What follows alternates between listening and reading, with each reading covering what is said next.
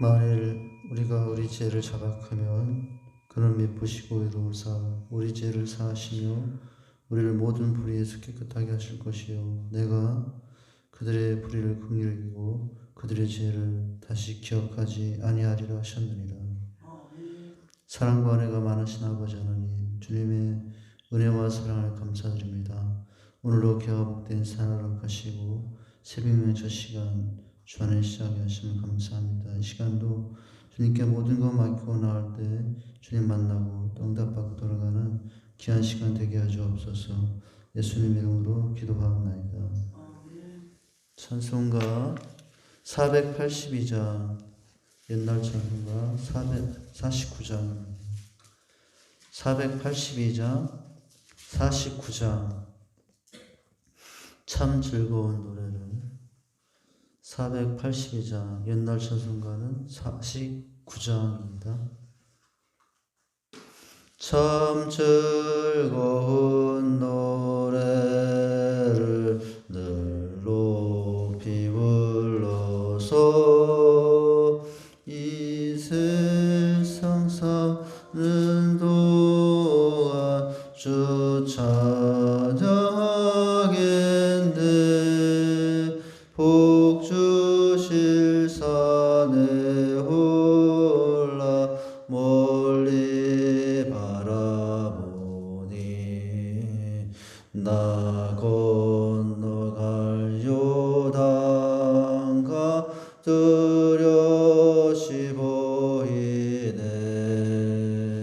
참 아름다운 노래 늘 높이 부르세. 하늘의 소망 주신 주 찬양하여라.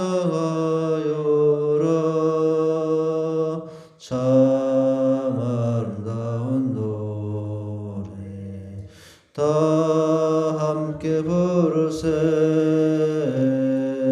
하늘의 기쁨 주신 주 찬양하여라.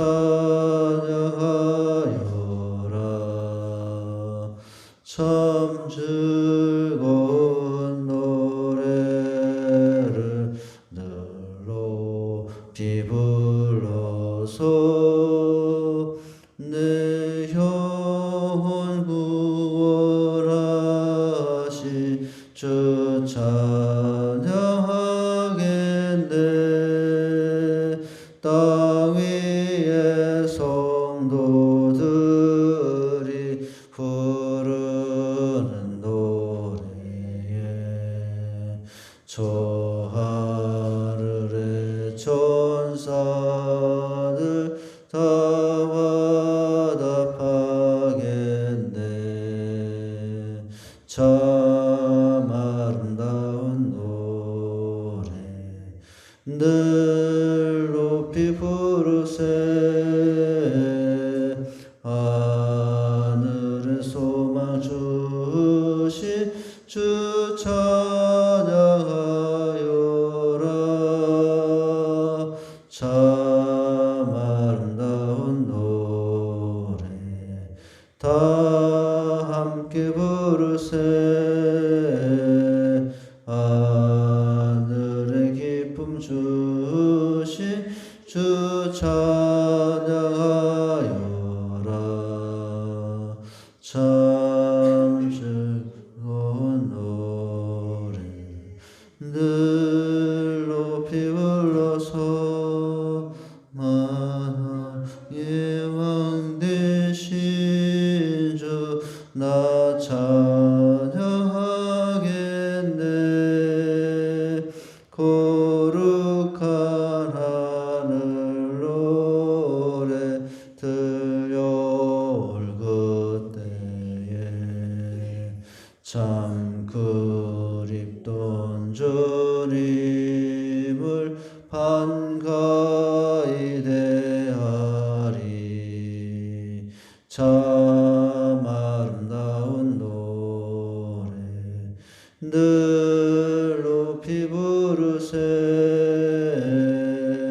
하늘의 소망 주신 주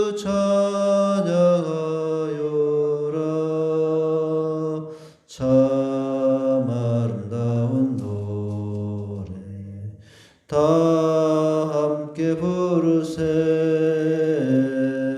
하늘의 기쁨 주신 주 찬양하여라.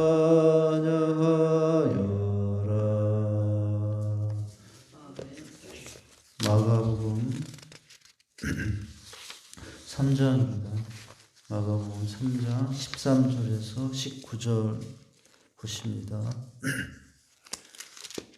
3장 13절에서 19절까지 교독하겠습니다. 제가 먼저 읽습니다. 또 산에 오르사 자기가 원하는 자들을 부르시니 나아온지라. 이에 열두를 세우셨으니 이는 자기와 함께 있게 하시고 또 보내사 전도도 하며 귀신을 내쫓는 권능도 가지게 하려 하심이로라. 이 열두를 세우셨으니 시몬에게 이른 베드로란 이름을 더하시고 또 세베대의 아들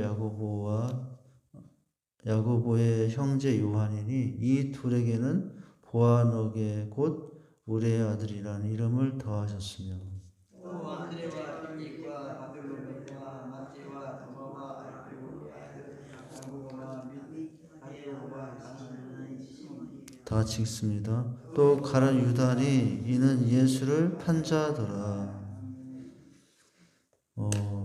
오늘 말씀은 12제자를 부르시고 그들의 이름이 무엇인지를 기록해 놓고 있습니다. 12제자의 이름은 이 마가복음에서만 나온 것이 아니라 이제 마태복음에서 누가복음에서 또 사도행전 1장 13절에서도 언급이 되고요. 이름이 나옵니다. 오늘 말씀해 보면 바로 이 12제자들의 이름을 기록하면서 예수님께서 그들을 어떻게 부르시고 어떻게 보내셨는가를 무엇을 위해서 보내셨는가를 말씀해 주고 있어요. 예수님 사역에 있어서 가장 중요한 사역의 한 가지는 바로 제자들을 세우시는 것이었습니다. 예수님 따르는 주변의 사람들 두 부류로 우리가 보고 있는 중이죠. 그저께도 어저께도 무엇을 봤습니까? 나는 제자인가 무리인가 그것들을 봤죠. 그런데 오늘도 특별히 오늘 말씀에서는 예수님께서 세우신 제자들이 누구이며 그들의 이름이 무엇인가를 소개해놓고 있습니다. 그래서 예수님은 지금 이제 12제자를 취하여 한 사람 한 사람에게 함께 하시며 또 그러고 나서 보내셨다는 것을 기록해 놓고 있습니다. 너희는 가서 온 땅에 복음을 전하는 자들이 되라고 사도행전에 말씀하셨는데 오늘 그 사명을 감당하기 위해서 12제자를 부르시고 그들을 양육하시고 훈련하시는 출발이 되는 거죠. 바로 예수님께서 갈릴리 사역을 중심으로 이제 주로 3년의 공생애를 지나시게 되는데 이 갈릴리 사역의 시기를 세 가지로 1차 갈릴리 사역, 2차 갈릴리 사역, 3차 갈릴리 사역으로 이렇게 구분을 한다고 합니다. 그럴 때마다 결정적으로 언급되는 것이 뭐냐면 제자를 부르고 제자가 누구였고 제자를 보냈다라는 내용으로 갈릴리 사역을 기록해 놓고 있다라고 하는 거예요. 1차 갈릴리 사역을 이미 우리가 마가복음 1장에서 봤어요. 마가복음 1장 16, 20절에 보니까 첫 번째로 네 제자를 부르셨던 내용. 2차 갈릴리 사역이 오늘이죠. 바로 지금 이게 2차 갈릴리 사역의 이제 첫 출발이 뭐였느냐? 제자를 부르고 그들을 세웠다는 것이에요.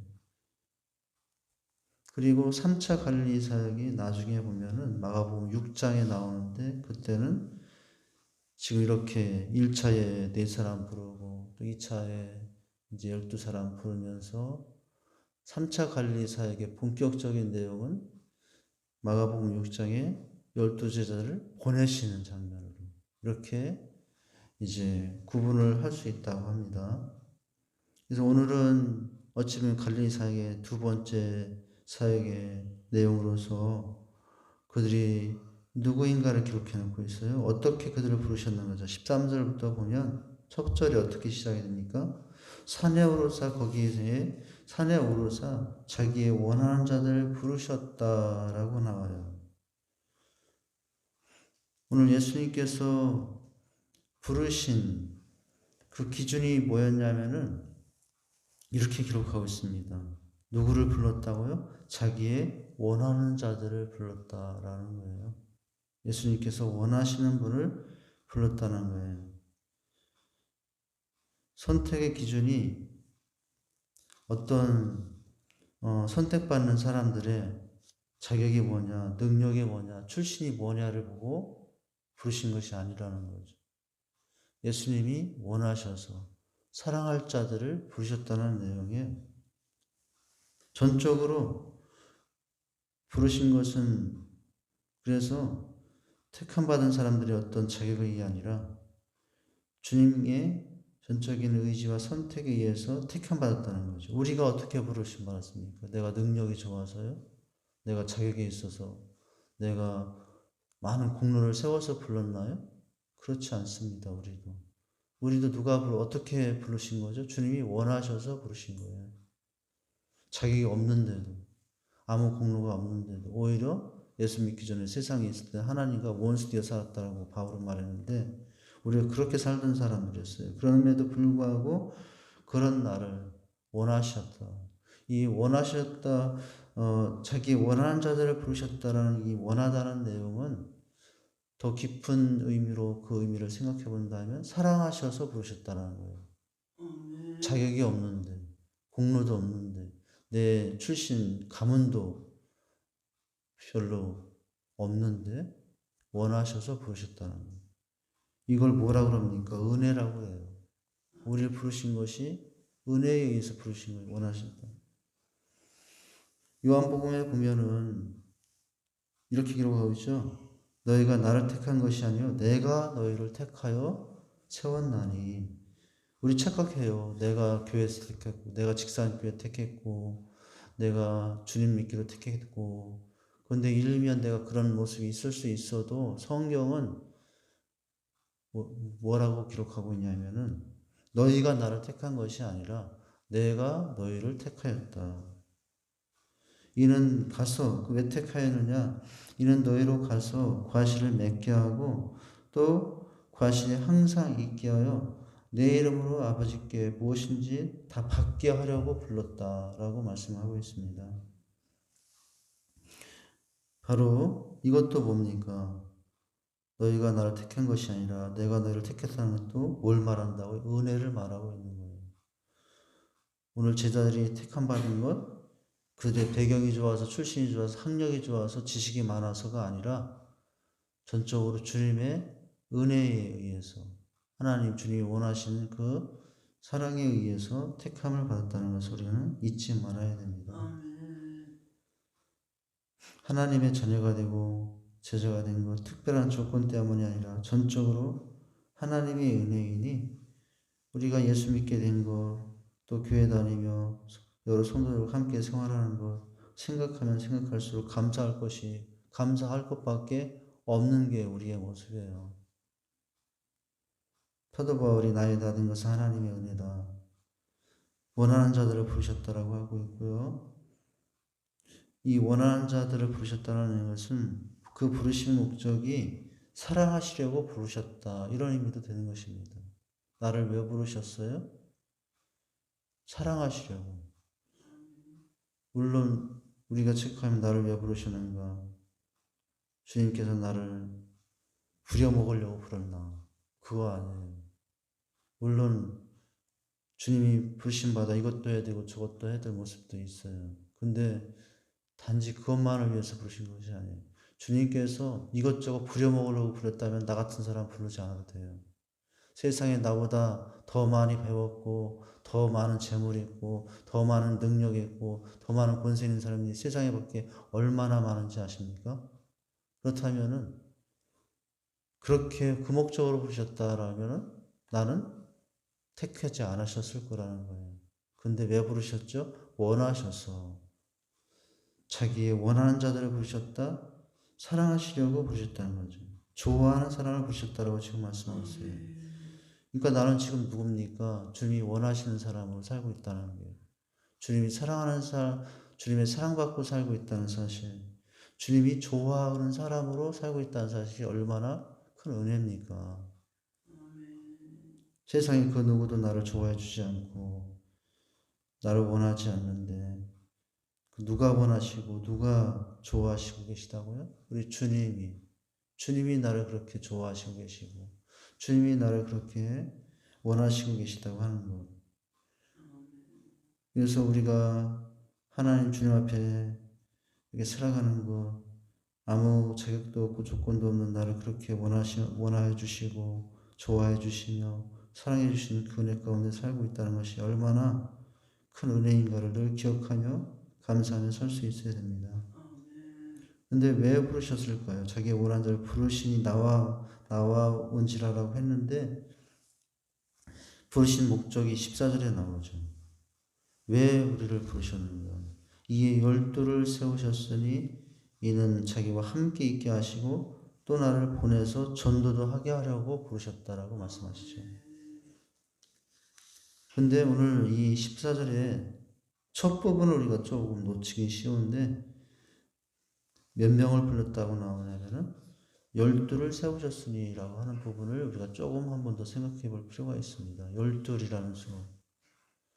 왜 주님은 13명도 부르실 수 있고 더 많은 120명을 부르실 수도 있고 1200명을 부르실 수도 있는데 특별히 12 숫자라는 상징적인 의미 숫자를 예수님을 택해서 부르셨을까라고 하는 것에 대한 의미예요. 성경에 12이라는 숫자는 곳곳에 많이 나오죠. 이스라엘의 조상인 야곱의 아들 12지파 창세기부터 요한계시록 끝까지 많이 나오는 숫자 중에 한 가지가 12이라는 숫자예요.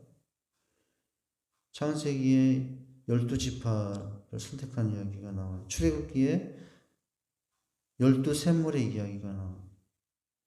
또 제사장들이 입는 그 흉배에는 12개의 보석, 떡도 12개, 성전 안에 12개의 떡을 성전에 놓게 하시고 제사장이 입는 가슴에는 몇 개의 보석이 있어요? 12개의 보석을 입게 하셨죠. 그리고 새 예루살렘의 주주들도 12개. 마지막 요한계시록에 보면은 하나님 나라의 천국의 문도 몇 개고 12개가 천국의 문도 12개를 기록해 놓고 있어요. 그런데 오늘 보니까 제자들을 택했는데 몇 명을 세웠다라고 나오면 13명도 아니고 120명도 아니라 12를 세우셨다라고 말씀하고 있습니다. 이 12이라는 숫자의 의미가 있다는 거예요. 12이라는 것은 새 이스라엘을 의미한다고 하는 거죠. 새 이스라엘. 그래서 새 이스라엘을 세워 하나님의 나라가 세워지고 가는 의미로서 12를 기록하고 있는 것이죠. 예수님이 당시 예수님에 의해서 새롭게 세워질 영적인 이스라엘을 대한 세우는 일을 이 12명이 세워서 하나님의 나라가 하나님의 구원이 새로운 하나님의 백성들이 세워질 것을 기대하며 12를 택했다고 하는 것입니다. 하나님은 이 12제자들을 영적인 이스라엘로 택하셔서 영원하신 하나님의 구원의 일을 성취하는 일로 세우셨다는 거예요. 이건 상징적인 의미인데, 근데 그러면 우리는 12 안에 포함된 사람들이 아니야. 영적으로 보면 우리도 12명 안에 포함된 사람들이에요. 그래서 영적인 12명에 포함되어 우리를 통해서 무엇을 하려고 하고요? 새 예루살렘과 새 하나님의 나라를 세운 일에 쓰임받는 자가 되게 하기 위해서 우리도 부르셨다고 할 수가 있습니다. 그래서 영적인 새로운 이스라엘로 택함받아 하나님의 구원의 계획을 이루는 자들로 우리를 세우셨다고 할 수가 있어요. 나를 통해서 단순히 나만 구원받고 나 가족만 구원받고 그렇게 하기 위해서 나를 세우신 것이 아니라 열둘이 의미하는 영적인 새 이스라엘의 시작처럼 우리 한 사람을 통해서 이 땅에 새로운 영적인 이스라엘의 나라를 세워가고 또 새로운 영적인 이스라엘 백성들을 불러내는 전도하기 위해서 그들을 전도하기 위해서 부르셨다는 하는 거죠. 하나님의 구원의 놀라운 계획 속에서 우리를 택하셨다는 것입니다. 나에 대한 구원의 계획뿐만 아니라 나를 통해서 이루실 하나님의 구원 계획을 가지고 우리를 세우셨다라고 하는 거죠. 이사야에 보면 이렇게 말씀하고 있어요. 내가 또 너로 이방의 빛을 삼아 나의 구원을 베풀어서 땅까지 이르게 하리라. 이렇게 말씀하죠. 또 내가 장차 너를 보호하여 너로 백성의 언약을 삼으며 나라를 일으켜 그들로 황무했던 땅을 기업으로 상속하게 하리라 라고 하시죠.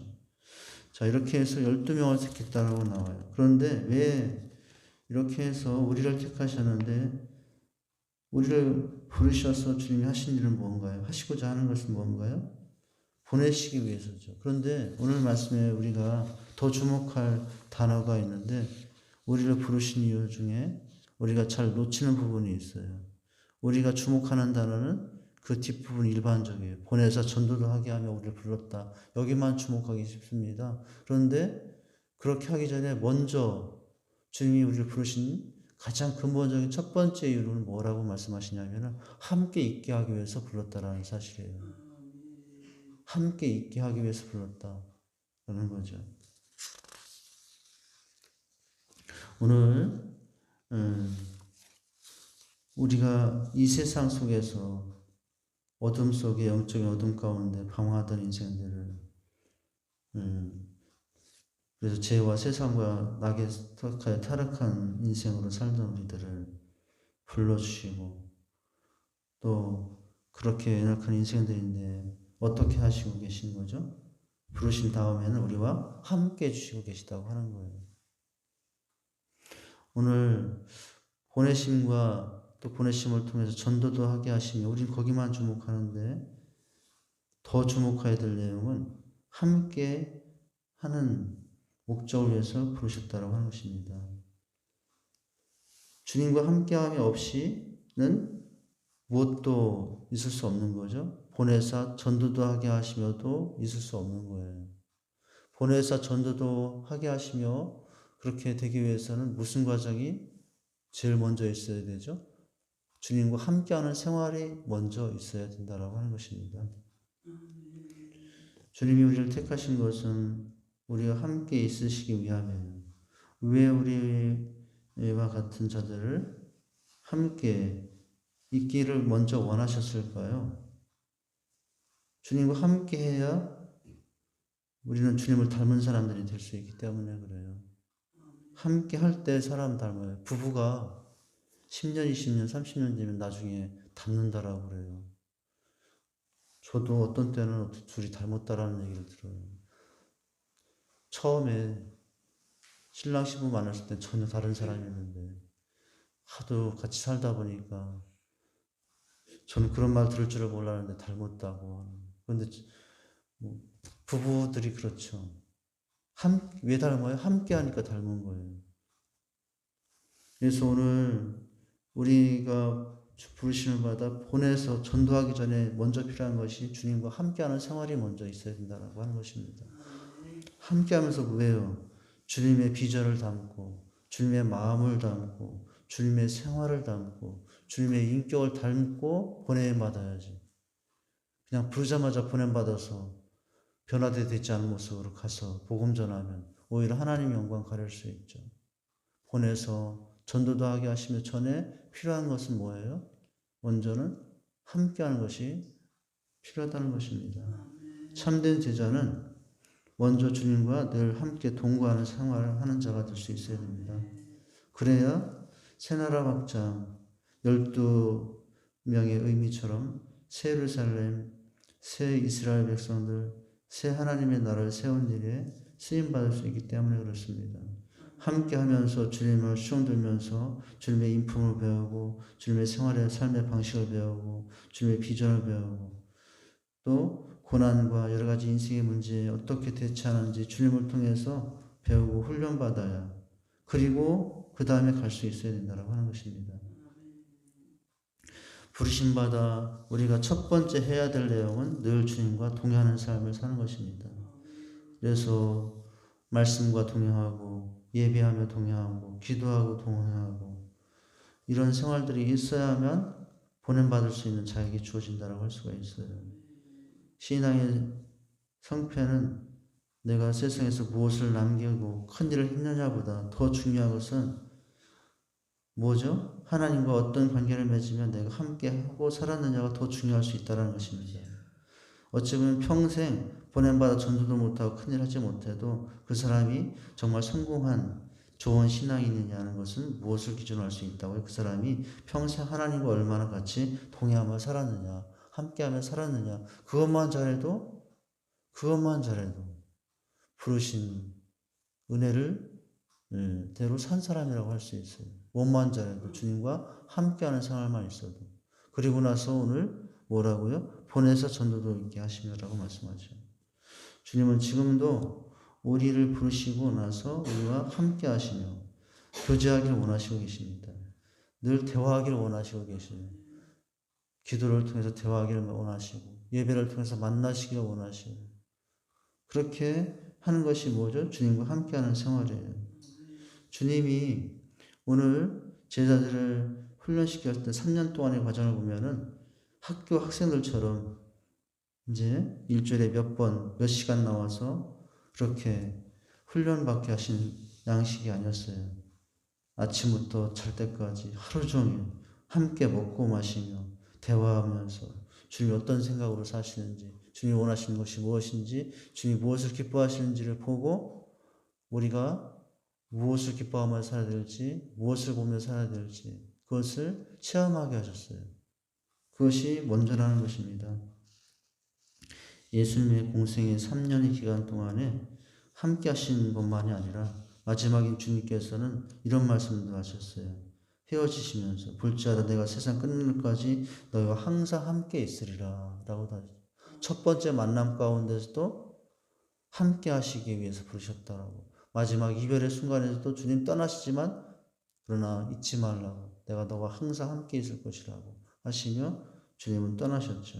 그리고 전도의 사명과 복음 사명, 비전의 사명을 맡기시고 떠나셨죠. 그렇게 하기 위해서 우리를 부르셨다라고 하는 것입니다. 그래서 함께 하면서 주님의 사랑을 나누는 사람이 되어야 됩니다. 주님의 사랑을 나누고 사랑을 받은 사람이 어떻게 할 수 있기 때문에 그래요? 가서 전도하면서 그 주님의 사랑을 줄 수 있고 베풀 수 있기 때문에 그렇습니다. 내가 인간은 약해요. 인간은 사랑을 받아야 사랑할 수 있어요. 함께 있으면서 주님 사랑을 받아야 받은 그 주님 사랑을 가서 나눌 수 있는 사람이 될 수 있기 때문에 먼저 뭐가 첫 번째라고요? 부르심 받은 후에는 주님과 함께하는 생활을 먼저 하는 것이 필요하다고 하는 것입니다. 그리고 나서 왜 부르셨다고요? 그 다음이 필요한 그 다음 과정은 뭐냐? 보내사 전도도 하게 하시며 우리를 보내셨다는 것입니다. 부르셨다는 거예요. 마태복음에 보면은 너희는 가서 마지막에 모든 족속으로 제자를 삼아라. 마가복음의 결론도 뭡니까? 너는 온 천하에 다니며 만민에게 복음 전하라. 누가복음의 결론도 뭡니까? 너는 이 모든 일의 증인이라. 요한복음의 결론이 뭡니까? 너는 내 양을 치라. 사도행전의 결론이 뭡니까? 성령 임한 너희가 권능을 받고 증인이 되리라. 이렇게 말씀하셨어요. 함께 하신 은혜를 가지고 주님께서 마가복음의 결론도 마태복음의 결론도 요한복음의 결론도 누가복음의 결론도 뭐냐면 보내시기 위해서 우리를 불렀다는 것을 사실을 기억하고 오늘 우리가 주님과 늘 동행하면서 함께하면서 또 보내실 때는 보냄받아 그곳에 주님의 사랑을 나누고 주님의 비전을 전하며 하나님의 나라를 세우며 살아가는 저와 여러분 될 수 있기를 주님의 이름으로 축원드립니다. 하나님 아버지 주님의 은혜와 사랑을 감사합니다. 오늘 원하시는 자들을 부르셨다는 사실 너무나 감사한 내용입니다. 죄만 허물만은 아무 자격 없던 우리들인데 원해 주시고 사랑해 주셔서 부르신 후에는 함께 해주셨다고 하시는 것을 보았습니다. 하나님 아버지, 바로 함께하며 동행하는 삶이 있을 때 우리는 보냄받은 자의 삶을 살 수 있게 된 줄을 압니다. 오늘 이제 함께하며 주님 사랑의 규절을 가지고 은혜를 받고 나서는 또 보냄받아 보낸 곳에서 복음의 사명을 감당하는 자들로 살아가는 저희들이 되게 하여 주시옵소서. 예수님 이름으로 기도하옵나이다. 하늘에 계신 우리 아버지여, 이름이 거룩히 여김을 받으시오며 나라의 임하옵시며 뜻이 하늘에서 이루어진 것 같이 땅에서도 이루어지리다. 오늘날 우리에게 일용할 양식을 주옵시고 우리가 우리에게 죄 지은 자를 사하여 준 것 같이 우리 죄를 사하여 주옵시고 우리를 시험에 들게 하지 마옵시고 다만 악에서 구하옵소서. 대개 나라와 권세와 영광이 아버지께 영원히 있사옵나이다. 아멘. 전부 여지옵소서. 손 들고 옵니다. 주 나를 외며 나 어디 가리까. 내 죄를 씻기 위하여 피 흘려 주시니 곧 회개하는 마음으로 주 앞에 옵니다. 전부터 계신 주께서 영적을 죄인을 보혈로 구해 주시니 사랑하옵네.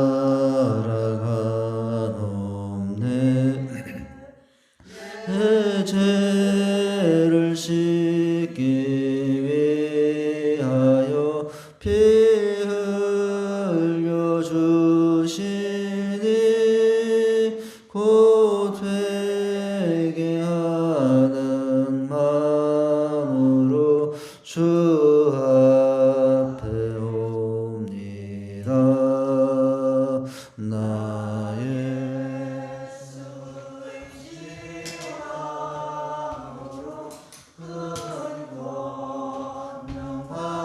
받아서 주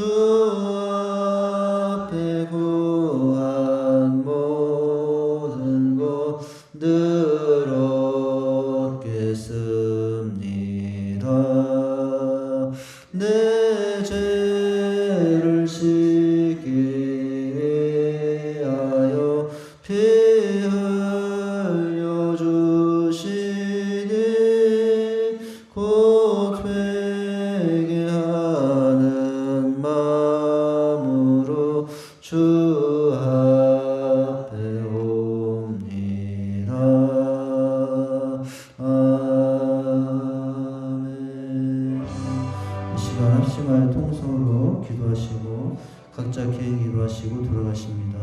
나라와 민족, 교회, 각 가정에서 먼저 기도하십니다. 이 나라 민족에 은혜와 자비를 베풀어 주시며 우리 직장 향으로 재단 주신 비전 사명 올해도 온전히 감당할 수 있도록 모든 상황과 여건들을 허락하여 주시옵소서. 어린이, 청소년, 다음 세대들, 청년 세대들, 장년 세대들이 명예과 훈련을 통해서 주님의 사람들로 세워가는 그런 은혜가 있게 하옵소서. 시작된 우리 재생산의 기쁨 반 함께해 주시고 또 아버지 하나님 올해 모든 일정 가운데 비전을 붙잡고 온 성도들이 같은 마음 같은 뜻으로 달려가게 하옵소서. 가는 날마다 삶의 문제와 환난에서 벗어나게 하시고 또 예수 믿지 못하는 불신자들 구원하여 주시고 은혜를 베풀어 주시옵소서. 오늘 주신 말씀처럼 하나님께서 원하셔서 부르신 우리입니다. 이런 것을 기억하고 은혜로 부르심 받았다는 것을 기억하고 하나님 주님의 뜻과 비전을 이루어가는 자로 주님과 늘 함께하는 삶이 먼저 있게 하셔서 보내실 때마다 보내신 곳에서 주님이 주신 은혜와 사랑을 가지고 또 사명 감당하는 자들이 될 수 있게 기도하십니다. 한 주간 쉬었던 말씀 더 가치 있는 삶이 될 때는 거절할 것을 거절하며 살고 또 더 좋은 것을 선택하고 살고 바라볼 것을 또 바라며 살 때 우리 같이 있게 된다고 하겠습니다. 그런 삶이 되게 하옵소서. 우리 두 손 들고 주여 삼창하시 기도하시겠습니다. 주여 주여 주여 하나님 아버지 주님의 은혜와 사랑 감사합니다. 이 새벽에도 아버지 저희들을 부르시고 아버지 먼저 주 안에 살을 시작하게 하신 것을 감사합니다. 연약하고 부족한 인생들 아버지 하나님 오늘도 주님의 은혜를 받고자 주님 도움 받고자 아버지 앞에 왔습니다. 우리가 할 수 있는 건 아무것도 없습니다. 하나님은 아버지 하나님께서 은혜와 자비를 베풀어 주실 때만 우리는 살아갈 수 있습니다. 하나님 아버지 긍휼히 여겨 주시옵소서. 저희들을 불쌍히 여겨 주시옵소서. 은혜와 자비를 베풀어 주시옵소서. 하나님 아버지 시간도 우리의 삶의 여러 가지 위기 어려움들 아픔과 상처와 또 아버지 여러 가지 인생의 문제를 가지고 살아갑니다. 이 시간도 주님 앞에 하나하나 맡기며 나가오니 하나님의 은혜와 자비를 베풀어 주시옵소서. 하나님 아버지 이 시간도 또한 주님께 간구하여 기도하는 것 저희들을 사랑해 주셔서 감사합니다. 아버지 하나님 예수 믿고 천국 백성 되게 하시고 아버지 하나님 주님이 주신 생명을 시하여 아버지 하나님 영원한 생명을 받은 자로 살게 하시고 너무나 감사드립니다. 그러나 또 아버지 이 시간 돌아올 때 우리의 모습이 아버지 죄와 허물이 많음을 고백합니다. 우리의 죄와 허물들을 용서해 주시옵소서. 하나님 아버지 이 시간도 주님께 간구하여 기도하오니 주여 하나님 아버지 시간을 참으로 이렇게 부족한 인생을 아버지는 이제는 성령 충만한 분이고 새 사람의 삶이 될 수 있도록 인도해 주시옵소서. 아직도 아버지 옛사람의 모습으로 살 때가 많습니다. 주님 사랑한다면서 세상으로 살아가고 육신의 전능 이상의 자랑에 취해 살 때가 많습니다. 이제는 아버지 하나님 성령 충만한 가운데 아버지 새로운 성품과 새로운 인격과 새로운 아버지 하나님 생활로 변화된 삶을 사는 저희가 될 수 있도록 인도해 주시옵소서. 이 시간을 주님께 간절히 기도합니다. 아버지 도우시고 인도하시사 특별히 아버지 시간도 주시는 말씀 아버지 기억합니다. 아버지 하나님 원하시는 자를 부르시고 우리를 아버지 하나님 택해 주셔서 감사합니다. 아무 공모 자격 없는데도 오래 주시고 감사하고 함께 해주셔서 감사합니다. 이제 보내신 곳에서 가정학교 직장 모든 삶의 현상에서 복음의 삶을 감당하는 자로 살게 하옵소서. 아버지와 같이 있는 인생 아버지 거절할 것을 거절하며 살게 해주신다고 했습니다. 아버지 더 좋은 것을 선택하며 살 때 아버지 바랄 것을 바라보며 살 때 더 가치 있는 인생이 되는 사실을 깨달았습니다. 아버지 하나님 이 시간 그런 삶이 되길 원합니다. 아버지 이 시간도 나라와 민족 우리 아버지 기억하여 주시옵소서.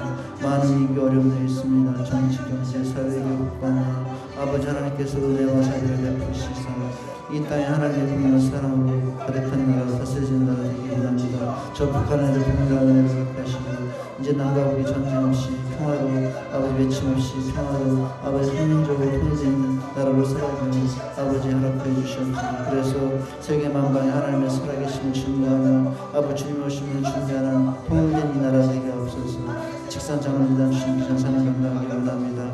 아버지 하나님 참으로 550비전 주셨습니다. 500비전으로 아버지 지역의 영혼을 향하여 50비전으로 열방의 영혼을 향하여 나가는 우리 직산재단 될 수 있도록 도우시고 인도해 주시옵소서. 어린이 청소년 아버지 청년 장년 다음 세들이 하나님 은혜와 말씀 안에서 양육되어 아버지 하나님 세움받아 아버지 주님의 비전을 향하여 한 마음으로 달려갈 수 있도록 은혜와 자비를 베풀어 주시옵소서.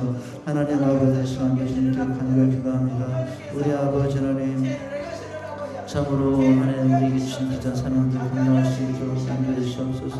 코로나로 인하여 아버지 온전히 감당하지 못했던 지난 한해 또 올 한해는 아버지의 상황 가운데서도 우리의 일정과 비전을 향하여 우리의 모든 사역들이 정상적으로 아버지 힘들 수 있도록 은혜를 베풀어 주시옵소서. 아버지 하나님 참으로 코로나로부터 이 나라 백성들 직산장로는 직산교회 성도를 지켜주시고 아버지 혼란과 어려움에서 하나님마다 은혜를 베풀어 주시옵소서. 우리 하나님마다 아버지 예수 믿지 못하는 영혼들 다 예수 믿을 수 있도록 은혜를 베풀어 주시옵소서. 아버지 질병과 병막 가운데 건강한 성도들을 살펴주시고 치료하여 주시옵소서. 주신 삶의 생활 현장 아버지 은혜를 베풀어 주시옵소서. 원과 교체함의 차례를 기억하여 주시옵소서. 어디에서 무엇을 하든 믿음의 자녀들에게 하시고 아버지 하나님 참으로 마음과 힘과 뜻 다해서 생명 다해 주님 섬기는 우리 저를 위해 앞서서 세상의 빛과 소금이 되게 하시고 학업 진학 취업 중에 있습니다. 선한 길을 인도해 주시고 지혜를 허락하여 주시옵소서. 하나님 아버지 참으로 지키는 장로들과 언니같은 자녀들 기억하시고 어디에서 무엇을 하든 믿음으로 살기 원합니다. 예배자가 되게 하옵소서. 아버지 하나님 또한 빛과 소금이 되게 하시고 무엇보다도 믿음의 배우자를 만날 수 있도록 믿음의 가운데 복된 자녀 될 수 있도록 인도해 주시옵소서. 오늘도 주님과 나는 복된 날 되게 하여 주시옵소서. 주여 아버지